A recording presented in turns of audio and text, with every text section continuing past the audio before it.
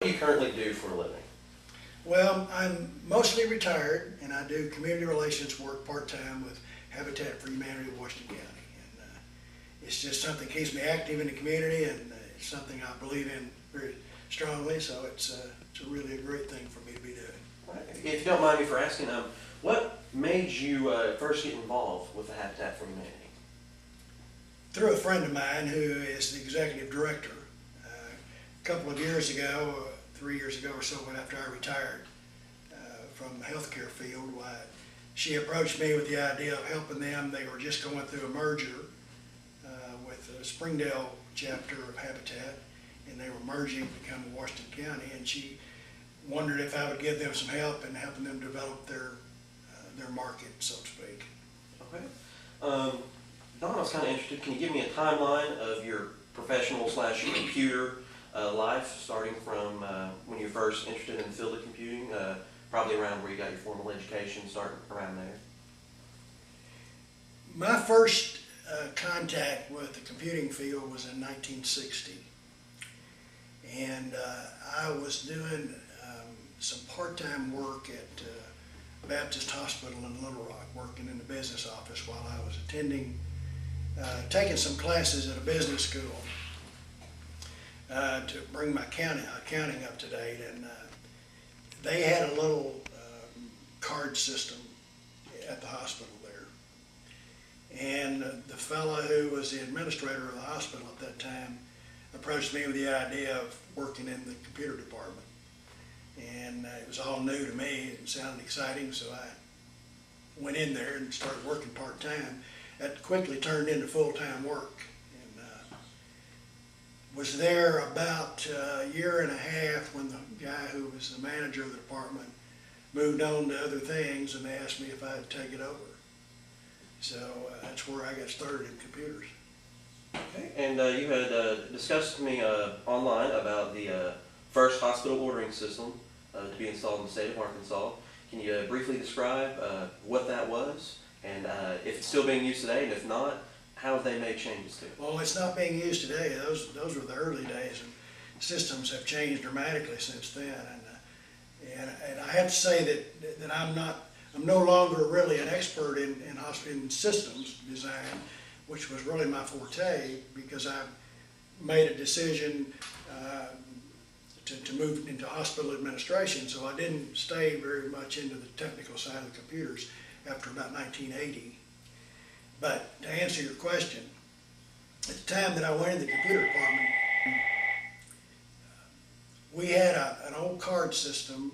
It was a card processing system. It was an old IBM 402, they called it, which was a board wired system, which we used primarily for payroll, some of the ledger accounting type work. At that time, most of the ledger entries and so forth were still being made by hand by accountants. And they'd bring those ledgers in, and then we'd key those things in punch cards, and then we did the general ledger off the old 402 system, and also did the payroll. We moved from that into another card processing system that IBM had called a 36020, but it was actually the first real computer that we had ever experienced, because it in every way was a computer system. It still operated off card input.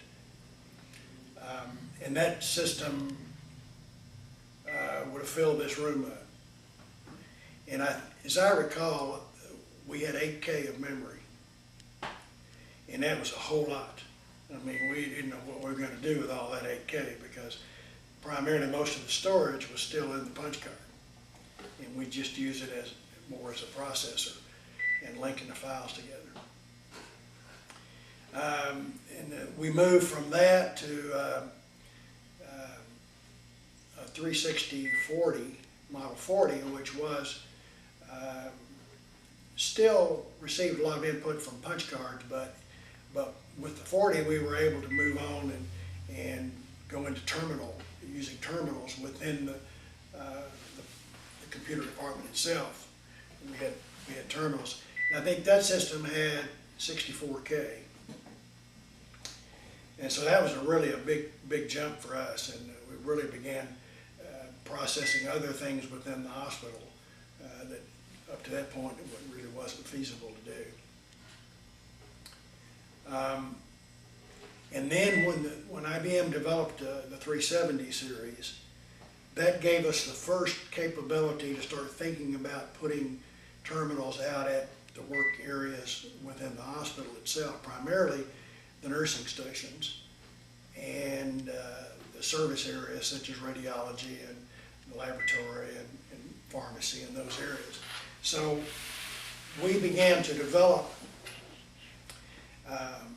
what was going to be called an online order system, and we worked with IBM. At that time, there really was not a software package available to us to be able to just bring it in and put it in, and then put our own systems in, linking up with that. That wasn't available to us, so we worked with the IBM office in Little Rock and began to look at. I can't remember the number on the terminals that we brought in, but it was a touch screen concept. The first actual touchscreen, as I recall, that anybody had developed was IBM. We brought those in and we began to structure all of our orders from the nursing stations through the system, and then be able to print those orders out and at the various service areas, while at the same time capturing the charge for that. Well, that was a big step. That was a big deal. In 1970, if memory serves me correct, it was either 1975 or 1976, when Baptist Medical Center built a new medical center out in West Little Rock. And my boss approached me with the idea that hospital was going to be one of the first in the country to be able to say that we were automated. So we actually left the computer system downtown at the old hospital and built what today would be called servers. They really weren't called servers in those days, but they were units out there that we could transmit, through the telephone lines and all that good stuff. And we opened that hospital with what we were told was the first hospital ordering system in the state. Somewhere out, I went through my files last night and I couldn't find it, but I'll find it eventually. IBM put out one of their sales brochures about the hospital information system that we had developed there. And it was a really exciting time. We opened that hospital and had all of our orders online, had all of our charges online. Online was a term that was a big deal in those days. And it was long before the concept of databases, which is why it was so much more complicated, because everything had to be built through files. They had an indirect file or a direct file, and all the links and the go-tos and all the things that you had to have. That's what created such a massive problem for storage. And the 370 was actually, the 370 series, as I recall, was one of the first that used the new microchip that IBM developed. And it was just about that big in those days, and that was a huge step forward. Put in the new hospital that while we introduced the idea of nursing online order systems, in those days it was not even reasonable to consider the idea that they'd use a keyboard. The nursing staff there were so many of them that didn't even know how to type. And when we started talking about using keyboards, they just said no way, that it would never work. And so we were trying to introduce something that would be user-friendly, and so the idea of the touchscreen development came along, and that, while it was cumbersome, it worked. And of course we'd have computer crashes and all those kinds of things in those days, and it'd be an all-night process trying to recover, but it was a fun time to be around. Okay, so would it be correct for me to say that one of the biggest changes in ordering system has been the degree of user friendliness because of the introduction of your original databases and spreadsheets. It would be easier to track the information rather than look for it in actual memory. Yes, Yes. no doubt about it. Memory searches and trying to keep up with all the registers was the programmers in those days, those guys were just, their brains were full of numbers, it was a real interesting deal. And, well, just to answer your question, yeah, database is the biggest development that's come along, and the linkage to those databases. And of course,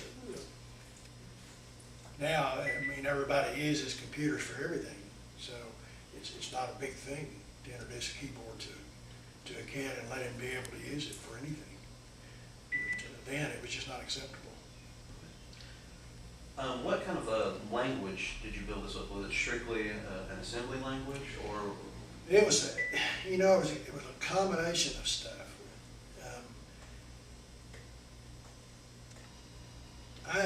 My memory is fuzzy on all those, all those acronyms we used to use.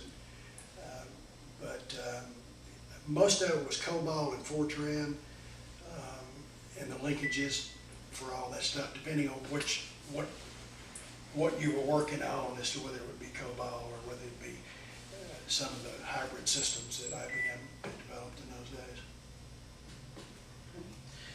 days. And how have the systems that are being installed today, how have they changed in regards to these first ordering systems that you installed?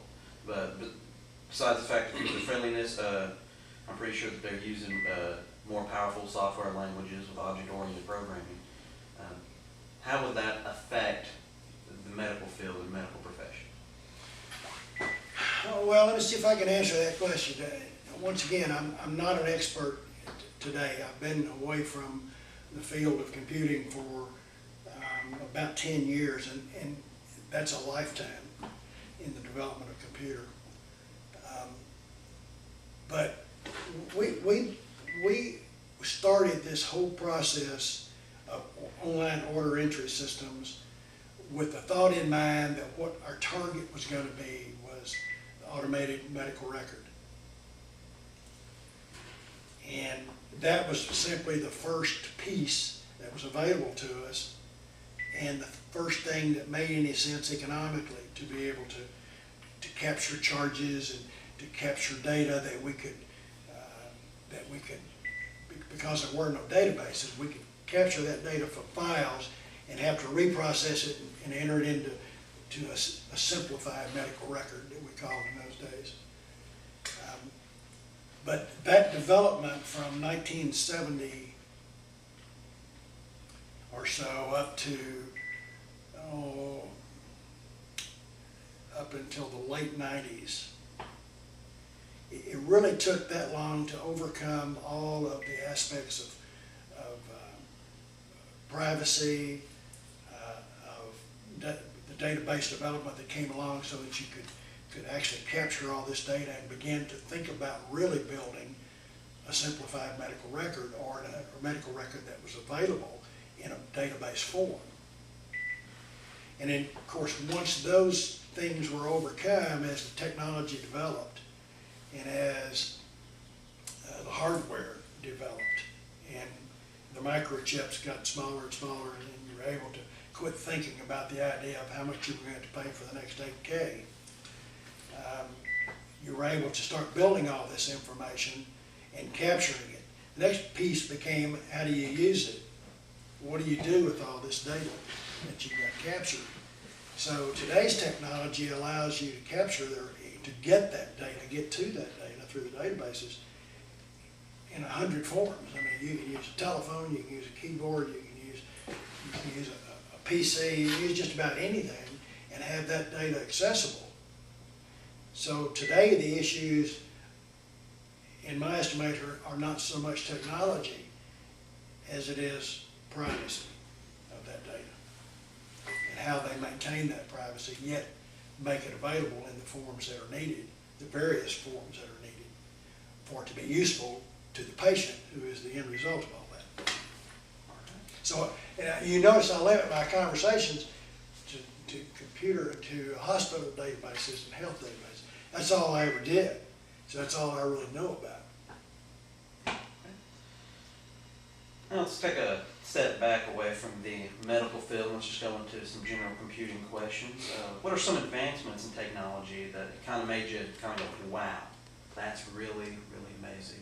What are some of those things that as the computers progressed and in size, I mean, as the computer field grew exponentially, what made you just kind of go, wow? Well, I think the biggest step for me came when you were able to unwire it. In other words, go to the PC. When the PC development really came on, that just, I mean, it really changed everything in the direction that you could go and the accessibility that you had, and you weren't locked up to lines running. I mean, it's hard to imagine today